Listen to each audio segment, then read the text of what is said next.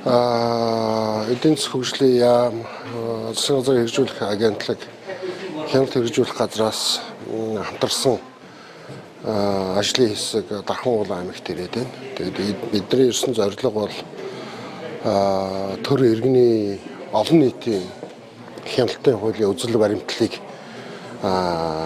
мэргэжлийн хяналтын байц цагч нар болоод иргэдэд таниулах ийм зорилго. Тэгээ иргэд мэргэжлийн улсуудын санаа бодлыг сонсох ийм зорилготойгоо бид нар энэ ирээд байна.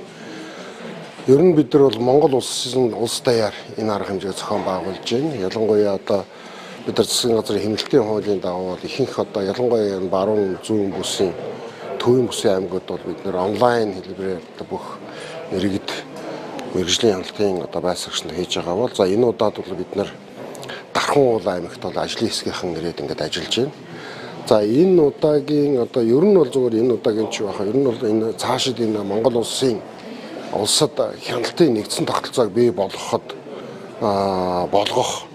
Ингийн тулд өмнө нь явж ирсэн 30 жилийн туршлага энд алдаа оноогоо бид эргэн харж цэгцлэх. Цаашид ер нь яавал энэ мэргэжлийн хяналтыг илүү үр ашигтай, үр дүнтэй иргэдэд тусалсан, зөвлөн тусалсан энэ чиглэлээр явуулах вэ гэдэг бид бас яг 30 жилийн өмнөх явж ирсэн түүхээ бид дүгнээд цаашд бид яах юм бэ? Энэ зах зээлд нийцүүлээд бид нар энэ тогтолцоог ер нь яаж илүү иргэдтэй ойрхон илүү юу гэдгийг үндсэн хуулинд иргэд аюулгүй орчинд амьдрах эрхтэй шүү дээ. Тэрийг бид нар яаж хангах вэ гэдэг асуудлыг л бид нэр эрэлхийлж ингээд өргөн хэлцүүлэг явж байгаа маа. Тийм учраас ялангуяа Дархан уулан аймгийн иргэдийг бидний өндөөс хойших арга хэмжээнд идэвхтэй ирж оролцоосоо гэж бодож байна. Бид нар энэ хяналт гэдгийг бас өмнө 30 жил тэгээд социализмын ардын ян шалхараа гэж ойлгох хэрэггүй. Өнөөдөр иргэддээ бид нар туслах гэж байгаа.